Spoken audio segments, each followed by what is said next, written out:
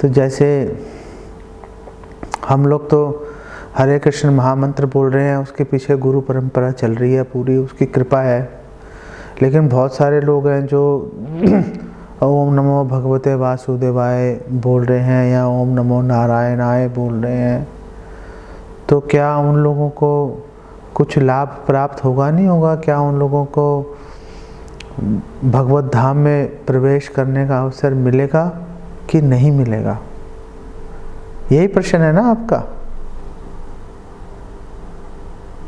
हाँ बाबू जी, प्रश्न है। अगर दूसरे धर्म के लोग हैं जो तो ओम नारायण भी नहीं बोल रहे, क्या उनको भी भगवत धाम? हाँ, जो दूसरे संप्रदाय के लोग हैं, दूसरा धर्म तो खैर क्या है, जो दूसरे संप्रदाय के लोग हैं जो हरे कृष्ण महामंत्र नहीं कर रहे लेकिन किसी और कृष्ण मंत्र का जाप कर रहे हैं, तो उनको क्या गति मिलेगी?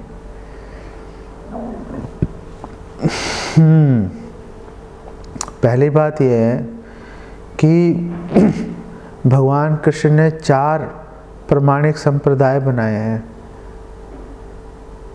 ब्रह्म संप्रदाय, रुद्र संप्रदाय, कुमार संप्रदाय और श्री संप्रदाय। जो हम लोग हैं गौड़िया वैष्णव, हम लोग ब्रह्मा जी के संप्रदाय में आ रहे हैं। हमारे जो संस्थापक आचार्य हैं वो ब्रह्मा जी हैं। इसी संप्रदाय में श्री चैतन्य महाप्रभु प्रकट हुए और उन्होंने इस संप्रदाय को कृतार्थ किया उन्होंने। लेकिन जो लोग श्री संप्रदाय से जुड़े हैं, कुमार संप्रदाय से या रुद्र संप्रदाय से जुड़े हैं, क्या उनको लाभ प्राप्त नहीं होगा? उनको बिल्कुल 101% उनको लाभ प्राप्त होगा। लेकिन फर्क है, अब फर्क समझने का प्रयास कीजिए। जिस तरह से इस भौतिक संसार में असंख्य ग्रह हैं, उसी तरह से आध्यात्मिक जगत में इससे भी अधिक ग्रह हैं। ये जो भौतिक संसार है पूरा, ये आध्यात्मिक जगत का 1/3 है। आध्यात्मिक जगत इस पूरे भौतिक जगत से, जिसमें असंख्य ब्रह्मांड हैं और हर एक ब्रह्मांड में असंख्य ग्रह हैं, उससे 3 गुना विशाल है आध्यात्मिक जगत। इसीलिए भौतिक जगत को 1 पाद विभूति और आध्यात्मिक जगत को त्रिपाद विभूति भी बोला जाता है। 3 गुना है। तो जो प्रमाणिक संप्रदाय से जुड़ा है वो प्रमाणिक गुरु परंपरा के माध्यम से वैकुंठ धाम में प्रवेश करेगा ही करेगा, कर सकता है, पूरी संभावना है उसकी, इसमें कोई शंका नहीं है।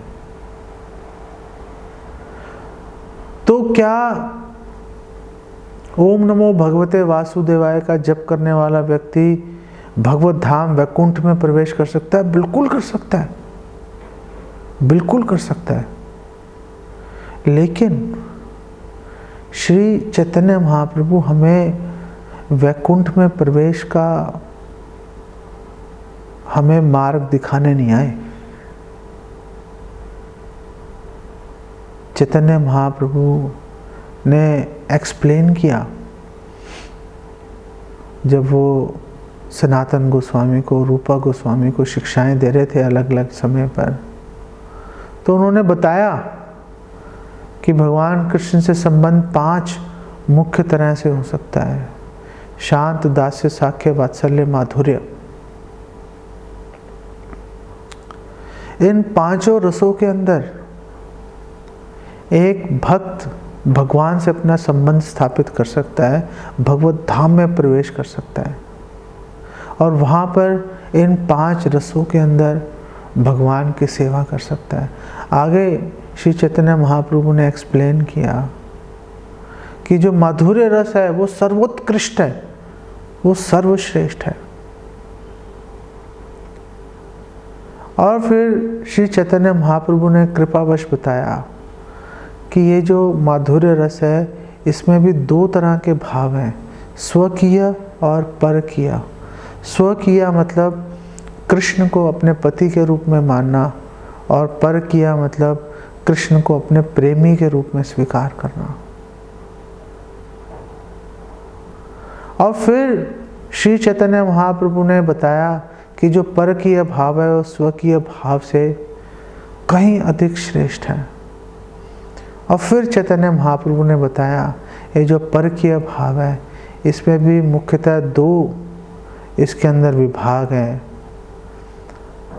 भगवान के समक्ष, भगवान के सामने रहते हुए भगवान की सेवा करना, और विरह में भगवान की सेवा करना। और श्री चैतन्य महाप्रभु ने बताया कि जो विरह में भगवान की सेवा है वो सबसे इंटेंस, सबसे गहरी है। और ये जो विरह में भगवान की सेवा करना, हे राधे ब्रज देवी के चरलिते, हे नंद सुनो कुता, आप कहाँ हो, आप कहाँ हो, मैं आपको क्यों नहीं देख पा रहा। चैतन्य महाप्रभु इस विरह के अंदर जलते हुए, विरह से पीड़ित एक भक्त का भाव प्रदान करने आए हैं। इससे बड़ा कोई नहीं है। तो वैकुंठ में जब हम भगवत धाम में प्रवेश की बात करते हैं उसमें करोड़ों तरह की संभावनाएं हैं, लेकिन हम उन करोड़ों संभावनाओं को ठोकर मारते हैं। वरम देव मोक्षम ना मोक्षाम वदिवा, हम नहीं जाना चाहते वैकुंठ में भी। हम तो भगवान की, जैसे चैतन्य महाप्रभु की इच्छा है, हम उनकी विरह के अंदर सेवा करना चाहते हैं। तो क्या दूसरे संप्रदाय के लोग भगवत धाम जा सकते हैं? हाँ, जा सकते हैं, लेकिन विरह में सेवा का जो भाव है वो केवल और केवल श्री चैतन्य महाप्रभु की कृपा के द्वारा हरे कृष्ण मंत्र के जप से प्राप्त होगा, और कहीं पे इसकी कोई संभावना नहीं है, कोई संभावना नहीं।